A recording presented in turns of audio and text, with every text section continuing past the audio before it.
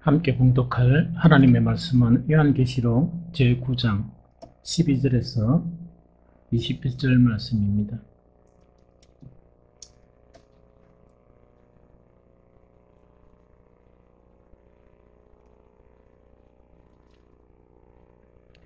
요한계시록 제9장 12절에서 21절 말씀입니다.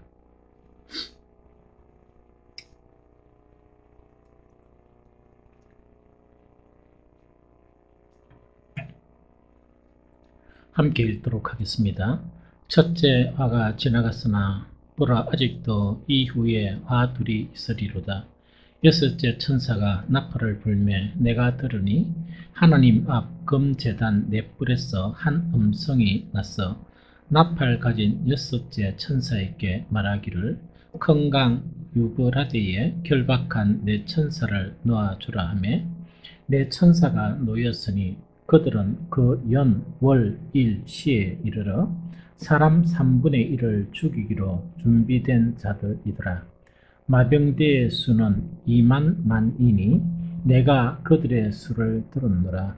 이 같은 환상 가운데 그 말들과 그 위에 탄 자들을 보니 불빛과 자줏빛과 유한빛 호심경이 있고 또 말들의 머리는 사자머리 같고 그 입에는 불과 연기와 유황이 나오더라. 이 세 재앙 곧 자기들의 입에서 나오는 불과 연기와 유황으로 말미암아 사람 3분의 1이 죽임을 당하니라. 이 말들의 힘은 입과 꼬리에 있으니 꼬리는 뱀과 같고 또 꼬리에 머리가 있어 이것으로 해하더라.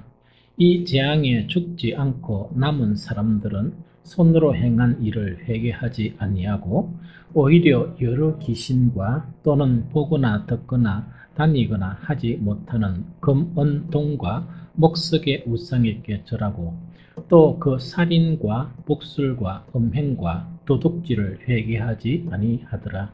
아멘. 13절에서 21절까지 자세히 다시 한 번 더 읽어보도록 합니다. 13절부터 여섯째 천사가 나팔을 불매 내가 들으니 하나님 앞 금제단 넷불에서 한 음성이 나서 나팔 가진 여섯째 천사에게 말하기를 큰 강 유브라데에 결박한 내 천사를 놓아주라 하며 내 천사가 놓였으니 그들은 그 연, 월, 일, 시에 이르러 사람 3분의 1을 죽이기로 준비된 자들이더라. 마병대의 수는 2만 만이니 내가 그들의 수를 들었노라. 이 같은 환상 가운데 그 말들과 그 위에 탄 자들을 보니 불빛과 자줏빛과 유황빛 호심경이 있고 또 말들의 머리는 사자머리 같고 그 입에는 불과 연기와 유황이 나오더라. 이 세 재앙 곧 자기들의 입에서 나오는 불과 연기와 유황으로 말미암아 사람 3분의 1이 죽임을 당하니라.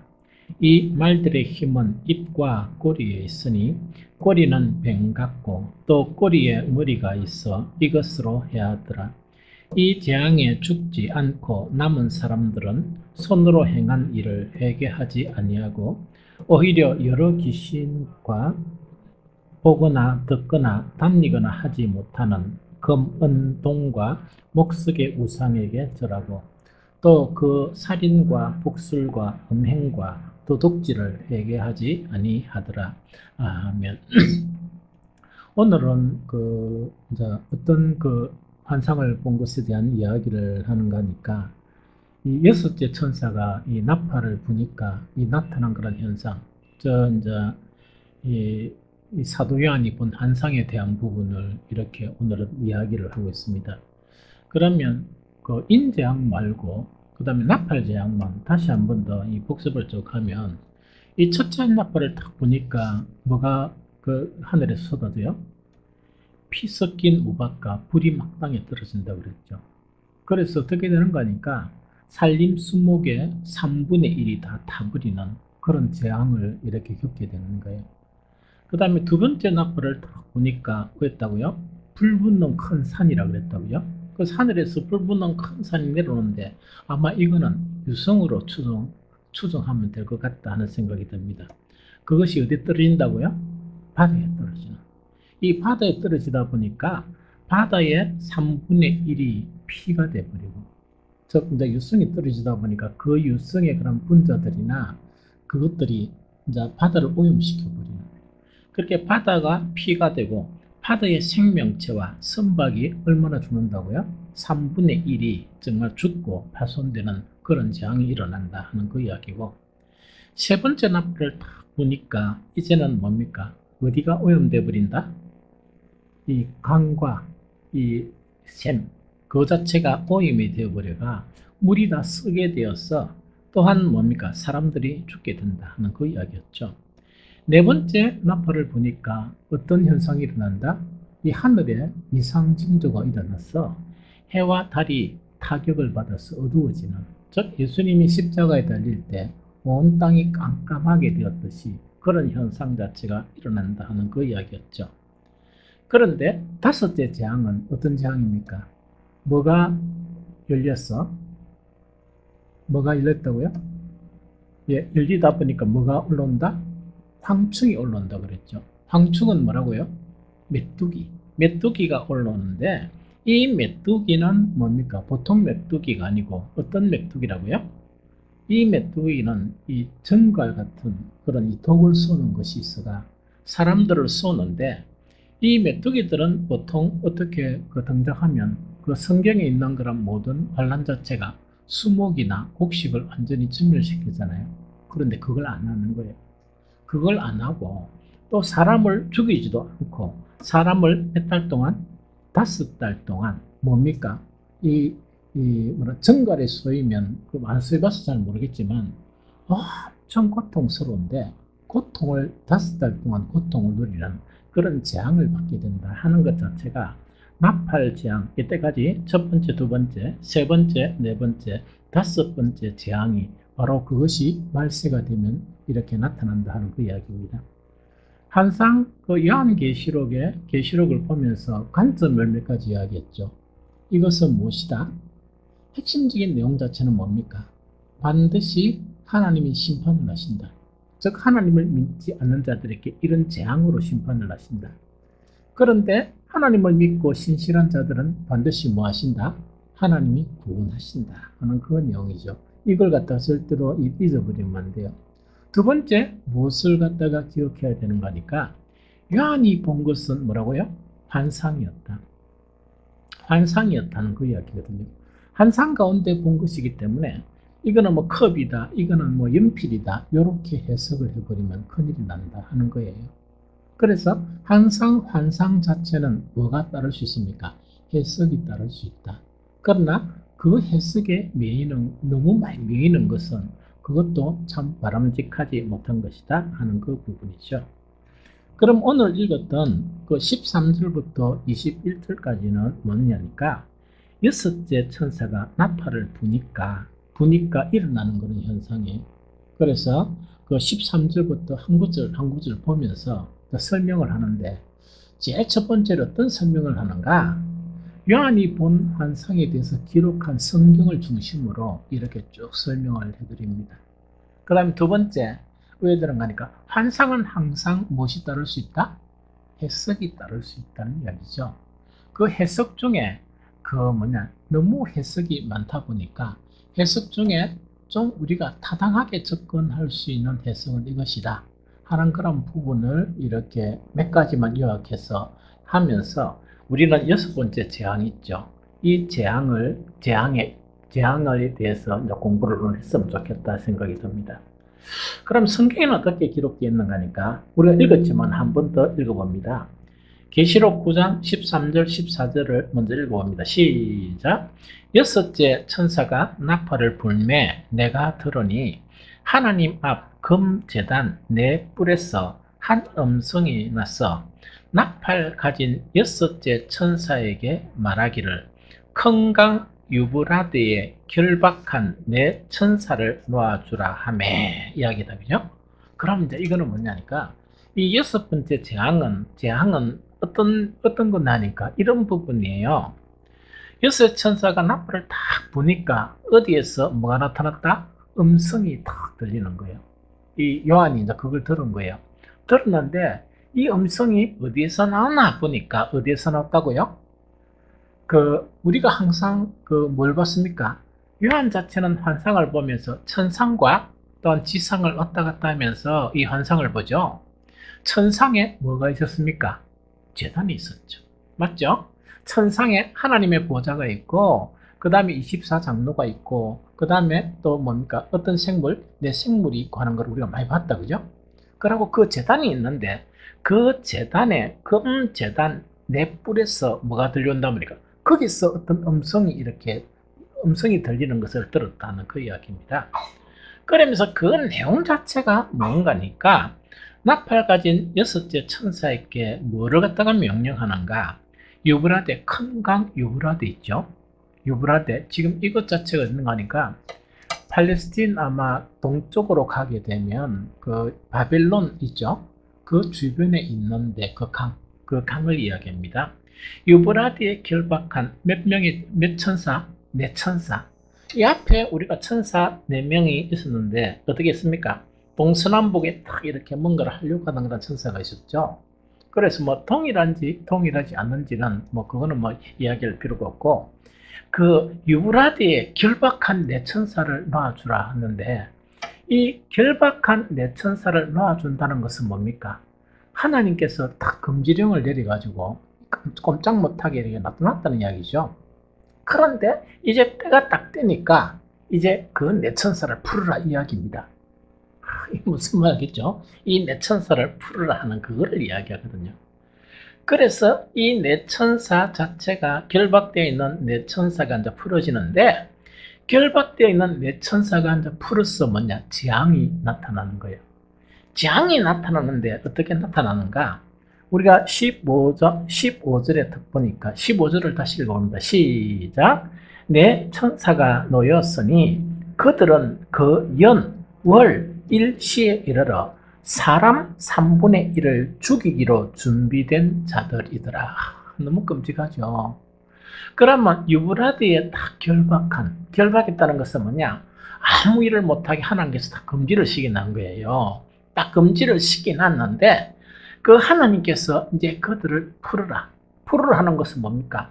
활동하게 하라고 이야기입니다. 그런데 활동하게 하는데 그 활동 자체가 어떤 활동인가니까 방금 이제 읽었던 그 활동이다, 그죠? 그 천사가 놓였으니 그 연, 월, 일시에 이르러. 그럼 그 연, 월, 일시에 이르러 하는 요거는 언젠가 하니까 하나님의 날에 그 이야기입니다. 하나님이 정하신 날에 그 이야기다, 그죠? 그래서 하나님의 정하신 날에 이제 뭡니까? 그 천사가 그들의 그들이 하는 그런 일 있죠. 그 일을 하는데 그 일이 다름 아닌 어떤 일이라고요? 그 당시에 남겨진 사람이 있죠. 남겨진 사람의 몇 분의 몇을 죽이는 일입니까? 3분의 1. 그럼 그 앞에 몇 분의 몇이 많이 죽는다고 그랬죠? 4분의 1이라고 그랬죠. 그럼 4분의 1이 죽게 되는데 남은 사람 중에 또 그 중에서 죽이는 일을 한다고요? 3분의 1 자체가 죽기로 한다. 그 이야기입니다. 이 무슨 말인지 좀 알겠죠? 그런데 여기서는 뭐냐니까 이제 4천사가 놓였는데 이 4천사에게 따르는 이 군대가 있었는데 그 군대가 16절이에요. 16절 봅니다. 16절 시작. 마병대의 수는 2만 만이니 내가 그들의 수를 들었노라. 한 번 더 시작. 마병대의 수는 2만 만이니 내가 그들의 수를 들었노라. 자, 여기서 이 고대 시대의 마병은 뭡니까? 오늘날 그러면은 전차부대와 같아요. 무슨 그냥 보병이 아니고 전차부대와 같은 그걸 갖다 마병이라 하는데, 이 4천사가 거느리는, 즉 남은 사람 3분의 1을 죽이는데 필요한 이 병사 중에서 마병이다, 그죠? 이 마병 자체의 숫자가 얼마라고요? 몇 명이라고요?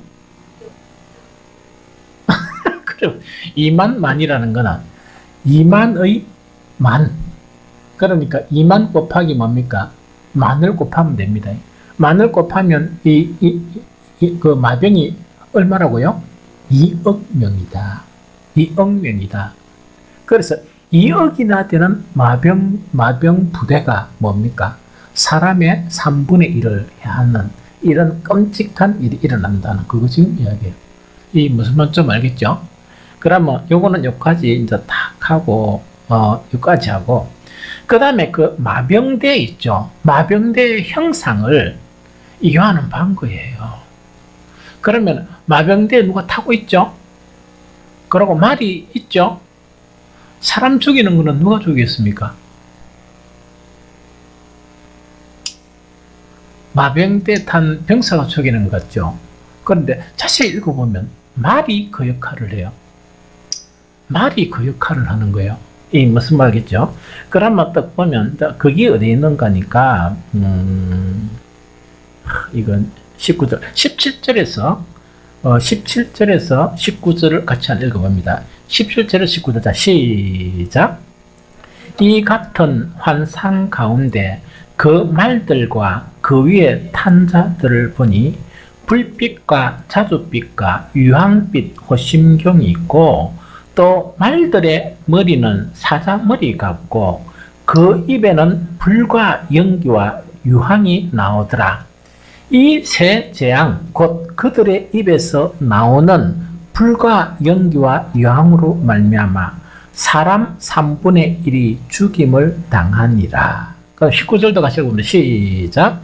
이 말들의 힘은 입과 꼬리에 있으니 꼬리는 뱀 같고 또 꼬리에 머리가 있어 이것으로 해하더라. 이렇게 되어 있습니다. 그럼 요거는 이제 마병이 뭡니까? 그 들은 숫자로는 몇억 마병이라? 2억 마병이에요. 2억. 대단하죠. 2억 마병인데 가만히 이제 요한이 가만히 자세히 보니까 어떻단 말입니까? 그 마병에 탄 사람의 뭐만 봤습니까? 이거 앞에 가로는 거. 호심경 이거는 봤다 그죠? 그 호심경을 딱 보니까 호심경 자체가 뭡니까? 불빛과 자줏빛과 유황빛 호심경을 딱 가지고 있죠. 그런데 이제 말을 자세히 봤어요. 말을 자세히 보니까 말들의 머리는 어떤 머리라? 사자머리처럼. 무섭죠. 이게 이제 환상이라는 거라. 그렇게 이거는 말이구나 생각했는데 그 머리는 말머리란 말입니까? 사자머리란 말입니까? 사자머리란. 그 머리는 사자머리와 같고 그런데 그 입에서 세 가지가 나오는데 뭐가 나온다고요? 불과 연기와 유황이 나오더라. 끔찍하죠? 불과 연기와 유황이 나오더라. 그래서 이제 이 환상 자체를 보는데 여러 가지 해석을 할 수 있는 그 부분이 나타나는 거예요. 우리가 이 고대 같으면 말을 타고 사람이 칼이나 이걸 가지고 막 이렇게 하겠죠? 그것으로는 사람이 별로 죽는 사람이 없고, 뭐가 죽는다고요? 그 말에게서 나오는 세 가지가 있는데, 세 가지 치명적인 것이 있는데, 하나는 불이고, 하나는 연기고, 하나는 뭐라고요? 유황이에요, 유황.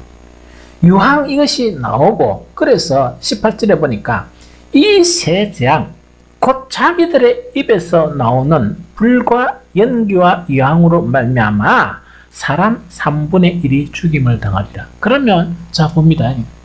사람이 죽게 되는 것 자체가 여러 가지 원인이 있죠. 그 원인을 분석하니까 치명적인 역할을 하는 게 뭐가 치명적인 역할을 한다? 불과 뭐라고? 연기와 유황 자체 이 세 가지가 치명상을 입힌다는 그 이야기죠. 그 사람이 죽는데 숨을 딱 거두는 그 근본적인 원인을 보니까 뭐랍니까? 세 가지 불과 연기와 유황이라는 그 이야기죠. 그런데 이 말들은 뭡니까? 입하고 꼬리에 힘이 있다 그랬죠. 꼬리에 힘이 있는데 그 꼬리를 가만히 보니까 꼬리는 뭡니까? 뱀과 같더니 뱀과 같고 뱀과 같으니까 그 꼬리에 머리가 있겠습니까? 꼬리에 뱀머리가 더 있는 거야. 무슨 징그럽죠? 이 머리에 머리가 있는데 또 이것으로 사람을 해하더라. 그러면 이 꼬리도 사람을 해한단 말입니까? 안 한단 말입니까? 해하기는 해하는데 아마 이 성경을 보면 치명상은 뭡니까? 사람을 죽게 하는 치명상은 뭐라고요?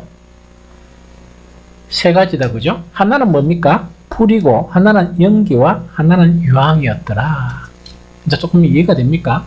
그래서 이런 거 비슷한 게 보면, 아, 이제 때가 가까이 왔구나. 이제 마지막 환란이 가까이 왔구나. 이렇게 상상을 하면 돼요. 이 무슨 좀 알겠죠? 그런데 요거는 이제 반 거야. 봤는데, 그러면은 4분의 1이 죽고, 그 다음 4분의 3에서 또 몇 분의 몇이 죽습니까? 3분의 1이 죽죠? 3분의 1이 죽고 난 다음에 아직 남은 사람이 있습니까? 없습니까? 남은 사람이 있지. 그 남은 사람을 가만히 살펴보니까 참으로 그 사도 요한이 보기에는 터무니없는 짓을 하고 있는 거야. 그게 20절, 21절이에요. 같이 읽어본다. 시작. 이 재앙에 죽지 않고 남은 사람들은 손으로 행한 일을 회개하지 아니하고 오히려 여러 귀신과 또는 보거나 듣거나 탄리거나 하지 못하는 금, 은, 동과 목석의 우상에서 절하고 또 그 살인과 복술과 음행과 도둑질을 회개하지 아니하더라. 그래서 이제 이것이 아주 중요한 내용이에요. 계속 설교를 하면서 참 이런 부분이 있으면 이건 힘든다, 복음으로. 그래서 오늘날 세대에서 성도들이 뭐를 자랑한다? 회개 자랑한다 그랬죠. 이거는 대단히 위험한 신앙. 대단히 위험한 신앙이에요. 이 무슨 말 알겠습니까? 그렇긴 해요. 그런데 회개하는 부분 자체가 여러분들 내가 마음에 작정하면 회개하겠거니 생각하죠? 절대로 못합니다. 성령의 역사가 없이는 회개 못합니다. 절대로 못해요. 그 다음에 회개하는 시간을 주도 다른 사람은 막 회개를 하는데 멀뚱멀뚱하게 앉아가지고 또 앉아있으면 이상하면 막 하무치면서 기도는 하는데 회개할 것이 생각이 안 나는 거예요. 회개할 것이 생각이 안 나. 그래서 회개 못해요. 그럼 이 사람들은 뭐냐니까 이제 이 마지막 그 환란의 극을 달하는 그런 상황 속에서도 뭐를 못한다고요? 회개하지 못하고 자기들이 생각하고 행하는 그런 죄 있죠. 이걸 그냥 정당하게 여기는 거예요. 그 회개가 안 되지. 회개도 못하고 그 다음에 뭐 한단 말입니까? 하나님 아닌 딴 것들을 이렇게 찾아다니는 그런 일들을 계속하게 된다는 그 이야기. 그래서 회개 자체는요, 이 대단히 중요한 문제인데, 중요한 것인데, 회개는 뭐냐? 인력으로 할 수 없다. 인력으로 안 되고, 그 다음에 우리 육체의 마음 있죠? 이것으로서는 회개가 안 됩니다. 왜 회개가 안 됩니까? 그걸 정당하게 느낀다는 이야기라. 정당하게. 그래서 우리가 교회 다니면서도 회개 못하는 사람들 있죠. 회개를 안 하는데 어떤 신령한 사람들이 보기에는 저 사람이 저래 살아가 왜 하노? 저래 사람 왜 하노? 하는데 그 사람 자신은 어떻게 생각한단 말입니까? 문제가 없는 걸로 생각하는 거예요. 그게요, 외식에서 문제가 없고 그게 아니고 진짜 그렇게 보이는 거예요. 그러면은 왜 그렇게 보일까요? 왜? 세상에 살다 보니까 세상의 관점으로 자기를 보는 거예요. 세상의 관점으로 자기를 보는 거예요. 그런데 뭐냐니까 어떤 관점으로 자기를 봐야 해결할 것이 생긴다고요? 주님의 관점이에요. 그래서 베드로가 뭡니까? 그 주님 앞에 탁 엎드리면서 제일 첫 번째 한 말이 어떤 말입니까? 주여 나를 떠나소서 나는 무엇이라? 죄인입니다. 이런 현상 자체가 보이는데 이거는 주님이 포기하심으로 보이는 거예요. 바울이 율법적인 신앙을 가졌어요. 그래서 막 너무나 교만했고 이것이 최고의 신앙이고 나는 최고의 어려운 사람이다 이렇게 생각했는데 다메섹 도상에 빛이신 부활하신 예수님을 만난 거예요. 딱 만나니까 관점이 바뀐 게 어떤 게 바뀌었는가 하니까 내가 정당하다고 생각했고 내가 귀하다고 생각했던 모든 것이 무엇으로 보였다? 뱃설물로 보여요. 뱃설물로. 오늘날도 왜 교회가 이렇게 혼탁하냐? 왜 이러냐 하니까 주님의 관점으로 성령의 그런 눈으로 자기 자아를 보면 너무나 많은 것들이 보이는데 무엇을 통해서 본단 말입니까? 세상의 눈과 이 자기의 육신의 그런 눈으로 자기를 보니까 정당하게 보이는 거예요. 그래서 이런 목사님들도 참 많고 정말 이 평신도 직분자들도 많고 성도들도 많아요. 그러니까 교회가 새롭게 안 되는 거냐? 안 보이는 거야. 안 보이니까 바울도 뭡니까? 내가 이 정도 하면 최고다. 율법의 어로는 흠이 없는 자다. 막 자신만만한 거예요. 자신만만했는데 교만해서 자신만만한 게 아니고 아무리 보더라도 안 보이거든. 왜? 율법의 눈으로 자기를 보니까 흠잡을 게 아무것도 없거든. 그런데 참 빛이시고 참 말씀이시고 참 진리이신 예수님을 만나니까 내가 엄청나게 더럽거든. 내가 엄청나게 더럽거든. 그래서 해결가 안 되는 거예요. 그래서 여러분들이 간혹 교회를 열심히 다니고 일은 열심히 하는데 저 사람은 왜 저래 살까? 그거를 막 이렇게 막 탓한다고 해서 안 됩니다. 조용히 기도해 줘야 돼요. 하나님, 저 양반이 주님의 그런 관점에서 자기를 보게 해달라. 그런데 이걸 하면 좋은데 날 사는 것이 내가 주를 믿나이다 하는 거는 거의 거짓 고백이야. 살아갈 때는 이 세상 방법이나 자아나 이것까지 살아가는데 그럼 주님은 나의 주님이고 고백은 거짓말 아닙니까? 주님은 나의 주님이라 고백 자체는 뭡니까? 진짜 주님 편에서 살아가고, 그렇죠? 또 주님을 위해서 살아가고 이렇잖아요? 그래서 오늘날은 뭐냐? 자기를 위해서 예수님을 믿는 사람들이 너무 많아. 그러니까 그게 어떻게 해결가 되겠어요? 그래서 여기 해결 못하는 이 형태가 어떻게 생기는가 하니까 바로 그런 것 때문에 생긴다. 그래서 끊임없이 우리는 뭘 해야 되는가? 자기를 부인해야 돼요. 자기의 더러운 의 있죠. 더러운 의. 이거를 부인하면서 주님의 의를 보여야 돼. 그럼 주님의 의 자체가 뭐냐? 우리가 얼마나 타락하고 우리가 얼마나 참으로 여러 가지 모순의 병에 빠졌는가 하면서 깨달으니까 주님을 더 붙드는 거야.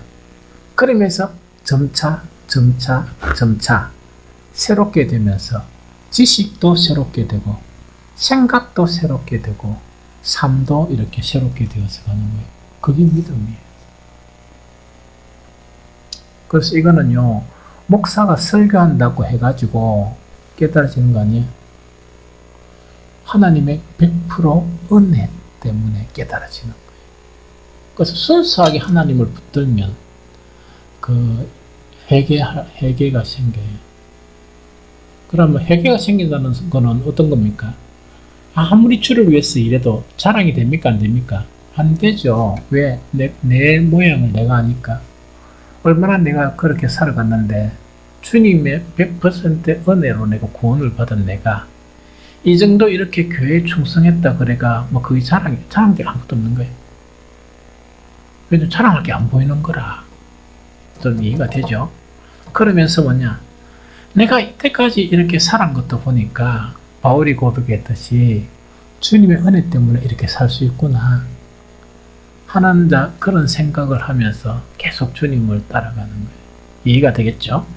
그러면 방금 이제 여기서 이제 그 6번째 재앙 자체가 성경에 나타난 그대로 해석하면 지금 해석 그대로예요. 무슨 말 알겠습니까? 그런데 성경에 나타난 이것은 이 사도 요한이 본 무엇이다? 환상이란 말이야. 그럼 한상을 보면서 우리는 뭘 할 줄 알아야 돼? 오늘날에 일어나는 일과 이렇게 연결해서 이렇게 해석을 할 줄 알아야 돼. 무슨 말겠죠? 그래서 이제 해석을 하나씩 하면 이런 부분이다 하는 거 이야기죠. 그러면 해석 자체를 전체로 다 하려고 그러면 너무 이론들이 많기 때문에 또 그 이론들 다 정립은 할 수가 없고 몇 가지 중요한 것만 이렇게 하면 이렇게 해석하면 된다면 여러분들이 이런 징조가 일어나면 아 이거는 이거구나 하는 것 자체를 이해할 수 있어요. 제일 첫 번째로 뭐냐 9장 13절에 딱 보니까 이거는 뭐냐니까 그냥 해석보다 이론적인 부분입니다. 이론적인 부분이면서 해석을 겸한 부분인데 13절을 다시 읽어봅니다. 시작. 여섯째 천사가 나팔을 불매 내가 들으니 하나님 앞 금제단 네 뿔에서 한 음성이 나온다 하는 이야기죠. 이 무슨 말이죠? 그런데 어디에서 음성이 나온다? 하나님 앞 금제단 네 뿔에서 왜 이렇게 음성이 나올까 하는 이런 부분이거든요. 그러면은 금제단 앞에서 음성이 나온다 그런데 이 금제단이 어떤 것이냐 이걸 이해할 필요가 있습니다. 구약의 이 금제단은 뭐 하는 것입니까? 제사장들이 왜 됩니까? 제물의 그런 피를 손에 발라가지고 어디에 바릅니까? 제단뿔에 바르죠. 그때 그 제단이 사용돼요. 그래서 레위기 4장 25절 근데 이거는 내가 읽어볼게요. 4장 25절을 읽으면 왜 된다고요? 제사장은 그 속죄 제물의 피를 손가락에 찍어 번제단 뿔들에 바르고 그 피는 번제단 밑에 쏟고 이래 있죠. 그 대부분은 뭔가 번제단 밑에 쏟아부지만은 그 피 자체를 이렇게 묻혀가지고 어디 한다고요? 제단 뿔에 이렇게 바르는 거예요. 그것이 이제 이때 그 계시록에서 본 요한이 본 환상의 그 금제단 있죠. 거기서 나타난다는 그 내용입니다. 두 번째, 요한계시록에 보면 이 제단 밑에는 누가 있습니까? 순교한 자들이 있죠. 그렇죠. 그것이 제단이라는 이야기라. 그래서 계시록 우리가 공부한 6장 9절을 읽어보니까 이래 돼 있다. 그죠? 다섯째 인을 떼실 때에 내가 보니 하나님의 말씀과 그들이 가진 증거로 말미암아 죽임을 당한 영혼들이 어디에 있었다? 제단 아래에 있었다. 그런데 여기서 가장 중요한 한 가지가 뭡니까? 제단 아래에서 가만히 있었습니까? 뭔가를 했습니까? 뭔가를 했는데 뭔가를 하는 핵심적인 내용 자체가 뭡니까? 하나님께 이렇게 하소연을 하는 거예요. 어떤 하소연? 우리 피를 갚아주지 아니하시기를 어느 때까지 하시렵니까? 이렇게 계속 항의를 하는 거예요. 이 무슨 말이겠죠? 그럼 이걸 기도로 본다면 뭐냐니까 주를 위해서 또 주님의 말씀을 위해서 순교했잖아요. 순교를 하다 보니까 우리를 핍박하고 우리를 죽인 그 사람들을 언제까지 가만두시겠습니까? 그 기도를 하는 것과 같다는 그 이야기예요. 그 다음에 또 여기서 제단에서 이 금제단에서 말씀이 나왔다는 것은 어떤 의미인가니까 이 제단에는 뭡니까? 제단 역에는 뭡니까? 성도들의 기도가 어디로 일납되는 것? 하나님께로 일납되는 곳이 이곳이라는 그 이야기입니다. 그래서 계시록 8장 4절에 보니까 또 다른 천사가 와서 제단 곁에 서서 금 향로를 가지고 많은 향을 받았으니 이는 모든 성도의 기도와 합하여 보좌 앞 금제단에 드리고자 합니다. 이렇게 되어 있습니다. 이해되죠? 여기에서 해석이 나와요. 우리가 그 시편을 읽다 보면 그렇게 이거는 내 개인적인 사고하고 다른 부분이 참 많아요. 다윗의 시도 마찬가지고 이거는 뭐냐니까 나는 성향 자체가 어지간한 억울한 일을 담아도 억울한 일이 있어도 한 번씩 뭡니까 막 이렇게 막 가문 한 번씩 치지만 이내 뭘 하는 거니까 용서가 아니고, 그러니까 없는 것으로 막 해봅니다. 또 그것을 덕으로 생각해. 이렇게 한 번씩 이야기는 하지만, 그거 뭡니까? 마음에서 지우면서 또 처연하게 이렇게 해요. 그걸 갖다가 덕으로 생각합니다. 그런데 시편을 딱 읽어보면 다윗은요, 다윗의 시나 많은 그런 시들 자체가 어떤 내용인가니까, 내 원수들이 뭡니까? 망하게 하시고, 내 원수들이 이렇게 쫓겨나게 하시고, 그들의 모든 일들은 실패되게 하시고, 이게 막 줄줄이 나와요. 그래서 요즘 조금 배우고 있습니다. 나도 요거를 좀 해봐야 되겠다. 그렇게 또 계시록에 보니까, 우리 순교하고 죽었다 그러면 뭡니까? 핍박한 자도 이렇게 거룩하게 용서하고, 이런 관점으로 생각했는데, 그게 아니고 그 하나님의 제단 밑에서 뭡니까? 계속 소리치면서, 하나님 언제 우리 원수를 갚아줄랍니까? 언제 우리 원수를 갚아주시겠어요? 이게 막 되는 거야. 그래서 이게 아마 하나님을 믿는 그런 보편적인 사람들의 성향인 것 같다 하는 생각이 듭니다. 그러면은 이 6번째 재앙 있죠. 이 재앙이 뭡니까? 그때 남은 자 3분의 1을 다 죽여버려요. 이 재앙 자체는 어떤 재앙인가 하는 것을 어떤 해석이라고요? 그동안 핍박받고, 그 다음에 이 주님의 말씀을 전하면서 순교한 모든 사람들이 그 제단 아래서 하나님 앞에 하소연도 하고, 또 뿐만 아니고 땅에서 기도하면서 하나님께 하소연하죠. 기도하죠. 그 기도에 대한 응답이 뭐라고요? 6번째 재앙으로 나타납니다. 그래서 그때 하나님을 믿지, 그 앞에도 나오죠. 이게 뭡니까? 메뚜기들이 탁 나와가지고 괴롭히는데, 어떻게 괴롭힌다고요? 안 죽이고, 5달 동안 뭐 한다고요? 고통만 당하게 하는 거예요. 고통만 당하게 하다가, 이제는 6번째 재앙이 딱 되니까, 몇 분의 몇을 죽여버린다고? 3분의 1을 죽여버린다는 거예요. 그래서, 그렇게 해석을 하는 경우가 있는데, 그거는 대단히 타당한 것 같다. 왜? 하나님은 어떤 하나님입니까? 공의의 하나님이. 그래서 성경에 보면 선지자들이나 시편에서도 뭡니까? 항상 하나님 앞에 질문한 내용이 하나 있어요. 하나님, 우리는 죄가 좀 있어도 그래도 이렇게 살고 이렇게 사는데, 좀 힘들게 사는데 죄 짓는 놈들 보니까 억수로 배부르게 잘 사네요. 죽어도 보니까 얼굴이 뭡니까? 허여해가지고 잘무가 그래 있네요. 왜 이렇습니까? 이렇게 이제 날 선지자들도 항의를 하고, 이 시편 기자들도 이걸 갖다 항의를 하는 하나님 앞에. 그러나 하나님의 답변은 항상 뭡니까? 반드시 하나님은 심판을 하시고, 의인들은 뭡니까? 반드시 무엇으로 산다? 믿음으로 산다. 그가 가진 믿음으로 산다 하는 것이 하나님의 그런 답변이에요. 그래서 여러분들 뭐냐니까, 때론 힘들게 살아가고 또 경건하게 살아가다 보니까 여러 가지 핍박을 받죠. 핍박을 받는데, 그 핍박을 받으면서 믿음을 끝까지 지키는 사람들은 계시록에 보면 반드시 구원을 받고, 핍박하는 자들은 언다고요? 반드시 참혹한 심판을 받는다. 그 참혹한 심판 중에 하나가 뭡니까?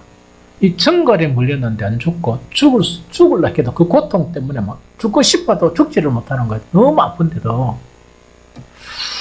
요새 그 뭡니까? 우리 아는 분들 이래 딱 만나보면 이 고통에 대한 이야기를 많이 해요. 이 목사님들 딱 만나보면 뭐냐니까, 아이고, 이 아팠다가 이 아픈 거 있죠. 밤에 잠을 자려고 하니까 너무 아파가 잠을 못 자겠는 거 있죠. 뭐 이런 이야기를 갖고 한답습니다. 그래서 이거 아프다 계속 이랬거든요. 그런데 한 번씩 이제 만나보면 눈이 벌거 해가지고 이래요. 그분들의 고통은 뭐냐?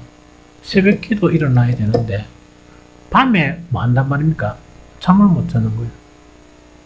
그래서 어떤 때는 뭐냐니까, 밤을 고통 때문에, 통증 때문에 꼴딱 세워난 거예요.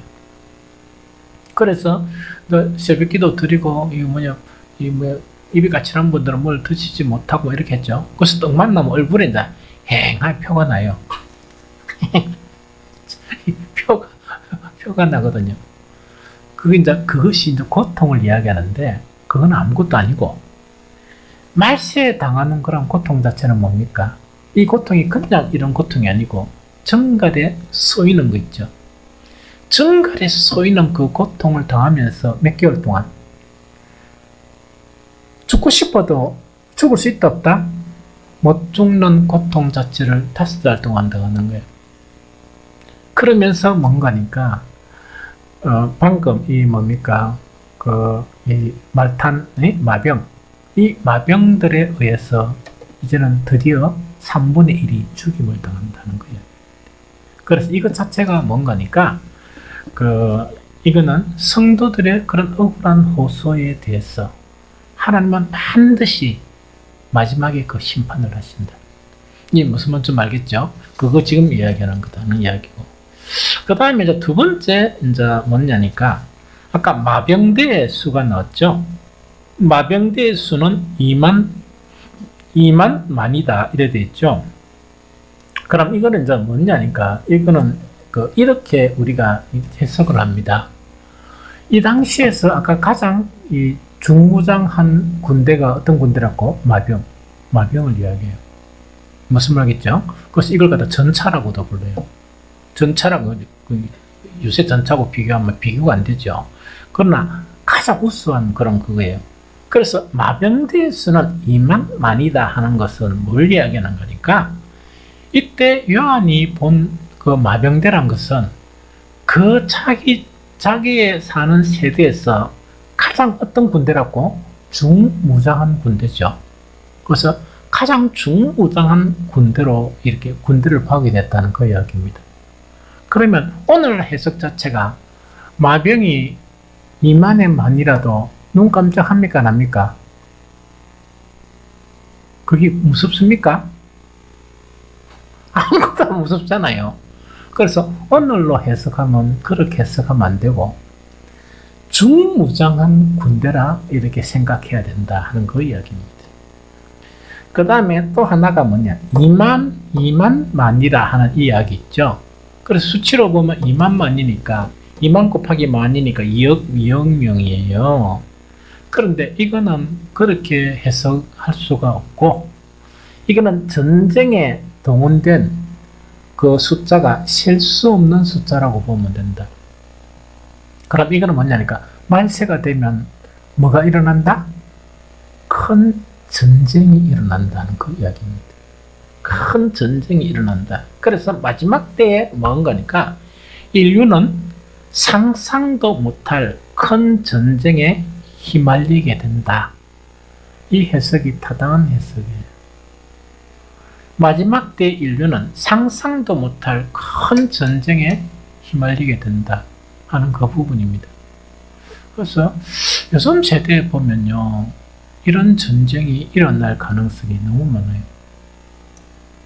그래서 지금 미국 대선도 딱 보니까 내가 철 들고 대선하면서 이 대통령이 교체되는 것을 봤는데 한 번도 안 일어났던 그런 일들도 일어나요. 대선 불복 사태가 일어나고, 그 다음에 미국에서 부정선거다 아니다 하는 그런 논란이 일어나다 보니까 우리나라 같은 경우는 아무것도 되겠죠. 그러니까 이게 이제 나라가 걷잡을 수 없는 상황. 그래서 사람들이 좀 걱정하는 거는 뭐냐니까, 그 거대한 미국 자체가 내란이 일어나면 옛날에 남북전쟁하고 비교하겠습니까? 못하겠습니까? 근데 그래서 미국 자체는 뭔가니까 소수민족들의 하고, 그 다음에 미국의 그런 백인족들이 있죠. 이게 이제 디스큐어, 이제 각주, 이제 연합된 나라가 미국이래요. 미국이잖아요. 그런데 누가 주인의 행세를 하려고 그러겠습니까? 백인들 자체가 주인의 행세를 하려고 그러죠. 그런데 소수민족이 많아집니까? 적어집니까? 상당히 많아지죠. 아이들도 훨씬 많이 낳고. 무슨 말이겠죠? 백인들이 아이들 둘 낳으면 그 사람들 몇 명 낳습니까? 10명. 그렇기는 이래 좀 심상치 않다 하는 생각이 들어요. 그리고 뭐가 진실인지 모르겠다. 선거 자체에도 왜냐니까 미국 선교가 난 이번에 딱 보니까 이야 참 허술하구나 하는 것 자체가 좀 이래 봤거든요. 그러나 결정적인 증거를 있다 없다? 그건 잘 모르겠어요. 뭔지. 그럼 결정적인 증거 있으면 승복하겠습니까? 그러면 반대파는 승복하겠습니까? 안 하겠죠. 참으로 어지럽고 혼란스러운 그런 부분이다 하는 그 이야기입니다. 그래서 마지막 한 가지를 해석을 하면 가장 이 전쟁에서 사람을 많이 죽이는 게 말 탄 사람이 뭔가를 해가 죽이는 게 아니고 무엇이 죽인다고요? 말에게서 나오는 세 가지가 사람들을 다 결정적으로 죽여버리는 거예요. 3분의 1을 죽여버리는 거예요. 그게 뭐죠? 불과 연기와 유황이다.